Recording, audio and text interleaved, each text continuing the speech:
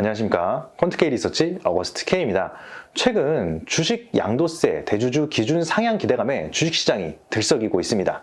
대통령실과 정부가 오는 20일 국회 본회의 예산안 논의 후에 상향된 주식 양도세 대주주 기준을 발표할 것이다라는 기대감 때문인데요. 현행 대주주 분류되는 종목당 기준액인 10억 원을 3배에서 최대 5배까지 높이겠다라는 것들이 주요 내용입니다. 현행대로라면 연말 기준으로 개별 종목당 상장 주식을 10억 원 이상 보유하면 대주주로 분류되기 때문에 내년 4월 이후 해당 주식을 팔아 수익을 내면 내년도에 지방세를 포함해서 22%에서 최대 33%의 양도세를 납부해야 되기 때문입니다. 이 기준을 맞추기 위해서 매년 개인들의 매도 물량이 출회되고는 있는데요. 이러한 대주주 과세는 과거 2000년도 도입 당시에 100억 원 이상 보유자문을 대상으로 했다가 현재 여러 차례 기준을 낮춘 끝에 2020년도에는 현재와 같은 수준인 10억 원 이상 보유자로 정해졌습니다. 매년 물가 상승률과 임금 상승률에 따른 자산 가격 상승을 전혀 반영하지 못하는 정책이라는 비판을 받고도 있는 대주주 양도세 과세 기준, 이번에는 어떻게 개편이 될지 관심이 모아지고 있는데요. 특히 주식 보유액을 기준으로 대주주를 분류하는 국가는 우리나라밖에 없다라는 데이터가 있습니다. 실제 한국조세재정연구원의 주식시장 과세제도 개선 방안 연구 용역에 따르면 양도소득 과세 대상이 계속 확대되면 경제적 이중과세 대상자가 크게 증가할 것으로 예상돼서 개편에 대한 목소리가 높아진 바가 있습니다. 또 해당 보고서에서는 미국, 일본, 독일, 영국, 프랑스, 호주, 한국 등 7개 국가 중에서 대주주 기준을 시가총액으로 기준으로 설정하는 나라는 한국뿐이면 일본의 경우에는 지분율 3%, 그리고 독일의 경우에는 대주주라는 용어 자체도 사용하진 않지만 지분율 1% 이상인 주주의 양도 차익에 대해서는 사업소득으로 간주해 세금을 부과하고 있는 것으로 조사되어 있습니다.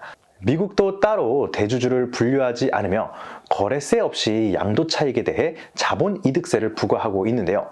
자본시장연구원의 주식 과세 제도의 개선 방향에 관한 연구 보고서를 살펴보면 미국, 스페인, 독일 등에서는 주식의 양도 차익에 대해서 원천적으로 종합과세 방식을 채택하고 장기 보유 주식의 양도 차익에 대해서는 저세율의 분리과세 또는 비과세를 적용하고 있다는 조사가 되어 있습니다. 이렇듯 현실적으로 현실을 반영하지 못하는 대주주 양도차익 과세 기준이 국내 증시에 대한 장기 투자를 저해하는 요소다라는 비판의 목소리가 있는 반면에 또 일부 고액 투자자들만을 위한 부자 감세라고 비판하는 목소리가 첨예하게 대립을 다투고 있는 상황입니다. 아직까지 확정된 부분들은 없지만 이미 주식시장은 반응을 하고 있는데요.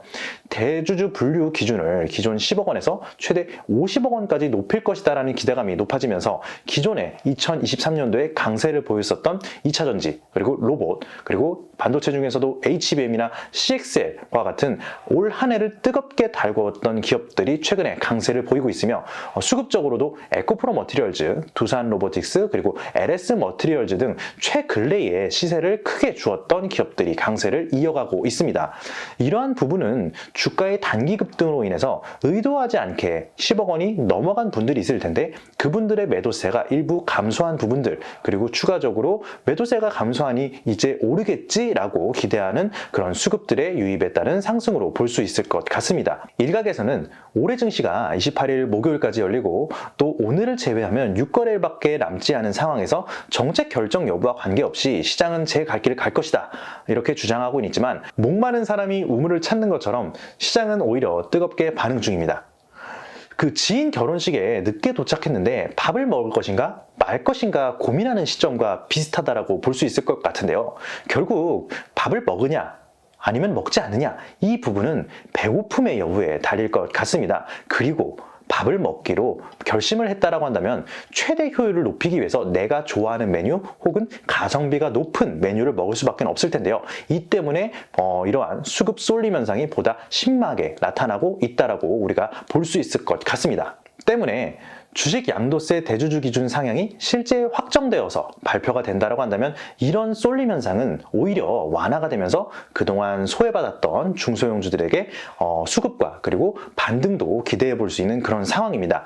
또 매년 연말마다 반복되었던 매도 폭탄도 줄어들 가능성이 높고 그만큼 오히려 증시의 변동성을 줄일 수 있는 요인이 되기 때문에 이는 어쩌면 보다 편안하고 안정적인 투자를 이어갈 수 있는 환경 조성으로 이어질 수 있을 가능성이 굉장히 높아 보입니다. 때문에 현재 구간에서는 수급이 쏠리면서 부각되는 그런 기업들을 무작정 따라 사기보다는 내년도 이후 좋아질 업종에 속해 있는 기업들 중에 이런 수급 쏠림 현상으로 약간 좀 소외되고 그리고 부각받지 못하는 그런 기업들이 없는지 한번 잘 찾아보시고 또 그 안에서 또 해당 기업에 관심을 두면서 좋은 가격대에 좀 매수를 할 수 있는 그런 기회로 삼으셨으면 좋겠습니다. 아직 확정된 건 아니지만 이번 계기를 통해서 국내 증시를 보다 장기적으로 바라보고 투자하려는 시선과 수급이 증가하기를 한번 바라보도록 하겠습니다. 앞으로도 더 좋은 콘텐츠로 찾아뵙도록 하겠습니다. 지금 영상이 도움이 되셨다면 좋아요, 그리고 구독, 알림 꼭 눌러주시기 바라겠습니다. 고맙습니다.